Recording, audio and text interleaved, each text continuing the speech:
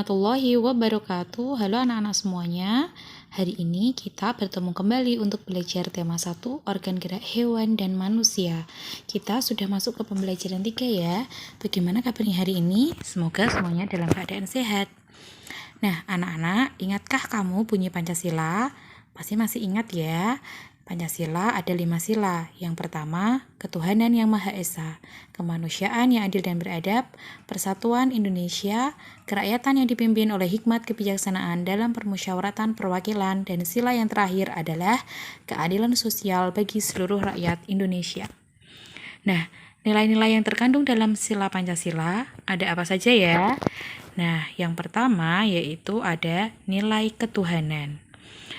Nilai ketuhanan itu misalnya contohnya seperti gambar ini ya, ketika kita selalu melaksanakan ibadah dengan sungguh-sungguh, dengan kepercayaan kita masing-masing. Karena kita semuanya umat muslim, artinya kita bisa sholat berjamaah, mengaji, dan lain sebagainya. Selanjutnya yaitu nilai kemanusiaan. Nilai kemanusiaan antara lain yaitu mengakui persamaan derajat, hak, dan juga kewajiban, dan juga saling mencintai. Nah, seperti pada gambar ini ya, saling mencintai dan saling menghormati. Nilai yang ketiga yaitu nilai persatuan. Nilai persatuan itu artinya adalah menempatkan persatuan dan kesatuan demi kepentingan bangsa dan juga negara. Kalau zaman dahulu ditunjukkan dengan perjuangan. Nah, selanjutnya yaitu nilai kerakyatan. Artinya adalah nilai-nilai yang diambil berdasarkan musyawarah yang mufakat. Misalnya di dalam gambar terlihat ada beberapa orang yang sedang bermusyawarah. Selanjutnya adalah nilai keadilan. Nilai keadilan bisa saja terjadi ketika kita menghargai hasil karya orang lain, menghargai hasil karya teman, dan lain sebagainya. Nah, perlu anak-anak ketahui bahwa Pancasila itu merupakan dasar dari negara Indonesia. Nah, bagaimana ya letak dan juga luas wilayah negara Indonesia? Letak geografis Indonesia itu berada di antara 2 benua dan juga 2 samudra. 2 benua tersebut adalah benua Asia dan benua Australia. Sedangkan 2 samudranya yaitu Samudra Hindia dan Samudra Pasifik. Nah, selanjutnya di dalam sebuah peta, ketika kita melihat peta, itu terdapat garis-garis ya.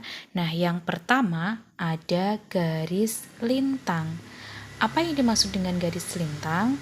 Artinya adalah garis-garis yang melintang. Nah, biasanya yaitu ada lintang utara dan juga lintang selatan. Selanjutnya, garis bujur, yaitu garis yang membujur. Biasanya yaitu bujur timur atau disingkat dengan BT dan bujur barat atau disingkat dengan BB. Sedangkan garis khatulistiwa adalah garis yang membagi bumi menjadi 2 bagian yaitu utara dan juga selatan.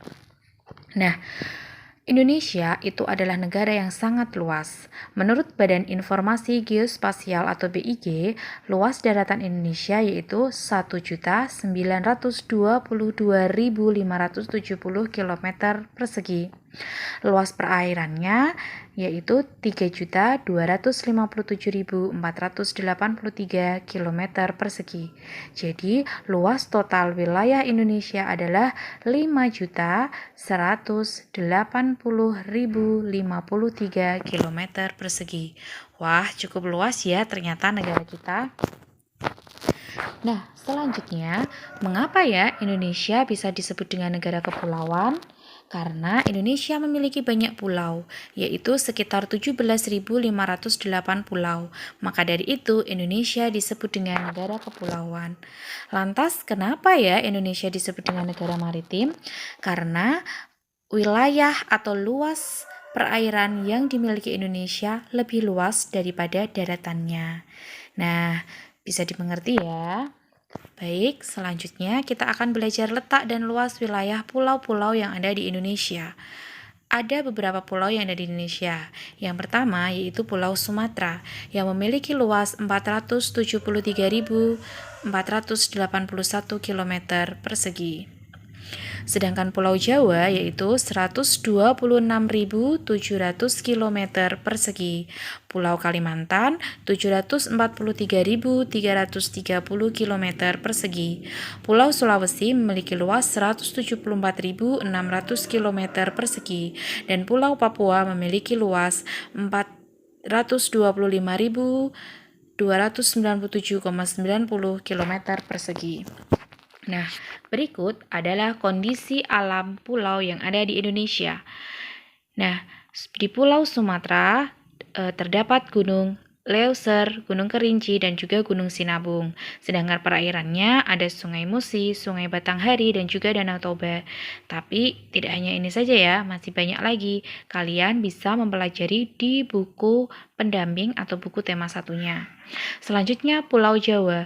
Pulau Jawa daratannya ada Gunung Merapi ya, yang sudah tidak asing di telinga kita, Gunung Kelut dan juga Gunung Bromo. Sungainya ada Sungai Bengawan Solo, Sungai Citarum, Rawapening dan Telaga Sarangan.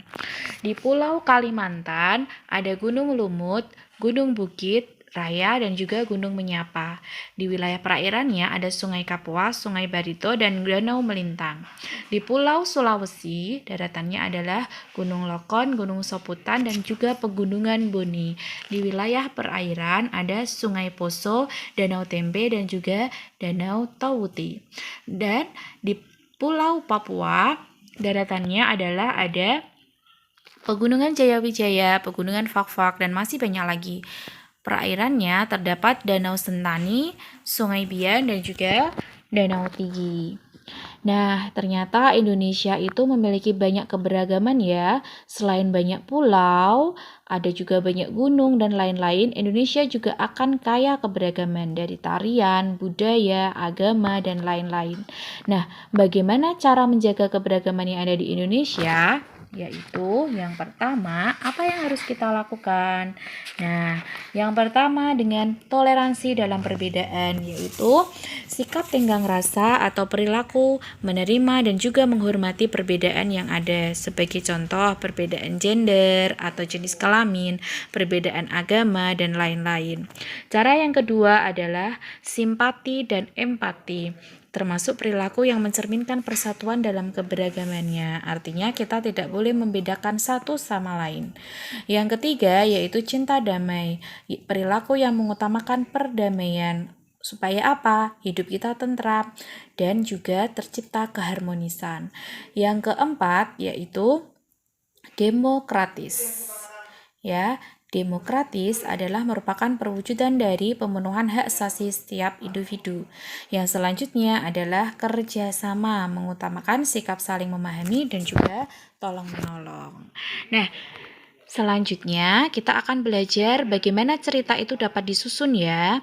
Nah, cerita dapat disusun berdasarkan wilayah atau lingkungan. Misalnya, kita melihat lingkungan, kita bisa memiliki ide dan juga bisa menulis cerita. Langkah yang pertama adalah memilih tema. Setelah itu kita membuat apa yang akan menjadi gagasan utama dari cerita tersebut. Selanjutnya adalah membuat kalimat pendukung. Nah, bagaimana cara untuk mengembangkan pokok pikiran? Sebuah cerita terdiri atas beberapa paragraf ya. Apakah kamu masih ingat? Nah, di dalam sebuah paragraf pasti terdapat ide pokok atau pokok pikiran. Nah, bagaimana cara mengembangkan pokok pikiran itu? Nah, yang pertama adalah susun pokok pikiran menjadi sebuah kalimat. Selanjutnya, tulis beberapa kalimat penjelas. Jadi, tidak hanya pokok pikirannya saja ya, diberi pelengkap dengan kalimat penjelas.